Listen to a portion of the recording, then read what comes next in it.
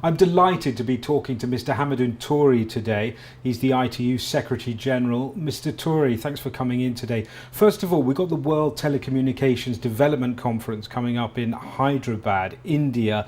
What would you like to see come out of that conference?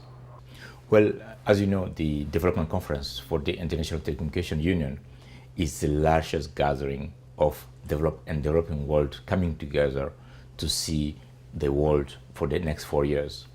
And 2010 is just 5 years before the MDGs deadline, 2015.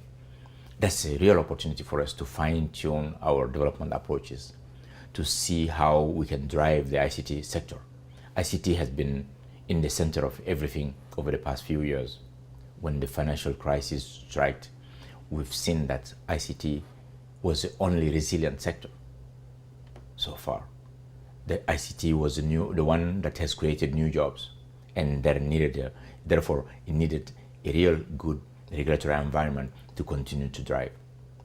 When the climate change issues came over last year, just before Copenhagen, we've seen that ICT can play a major role. We're not part of the problem, we're part of the solutions.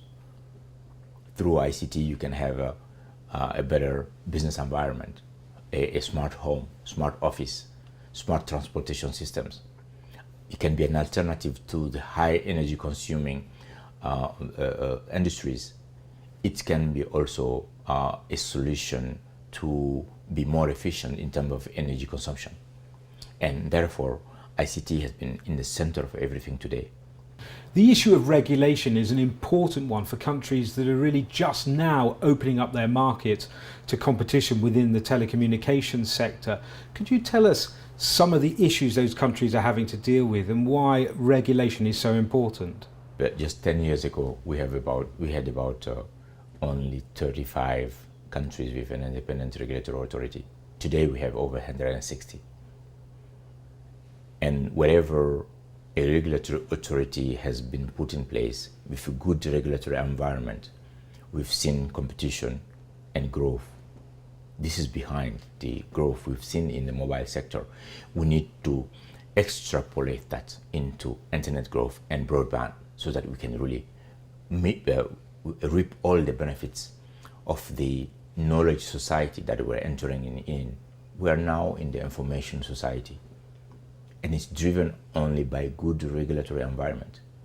A regulatory environment should be transparent, it should be fair, and it should be predictable. Those are the three prerequisites of a good regulatory environment so that players can do the right thing in terms of competition. Wherever you've seen competition slowing down, the regulatory environment, a regulatory authority may analyze and take the right decisions, whether it's necessary to bring in a new player or new types of services or new licenses. Those are determined by the regulatory authority, and so far has been very well played. The most recent initiative that you're backing is Build on Broadband. Can you just explain to us what that is? The first decade of the millennium was dominated by mobile growth. The second decade, that is just starting now, will be dominated by broadband. Not only broadband, but mobile broadband. In that, ITU will have a key role to play because ITU, first of all, is managing the global spectrum to ensure that there is enough room for growth. And the last World Radio Conference in 2007 has given us that opportunity to create the level playing field for that. Our standardization sector is working on next generation networks, and our development sector is helping countries to develop the necessary regulatory framework that will be supporting that. So ITU will play a key role in it, and this is why we have put the Build on Broadband initiative that has been sponsored by the UN Secretary-General, Mr. Ban Ki-moon, in which we are asking many industry leaders to join in. We want to go to tie broadband to the Millenium Development Goals. And comes to September 20th this year, when the MDGs are being developed, we believe that a report will be presented to the world, to the heads of state.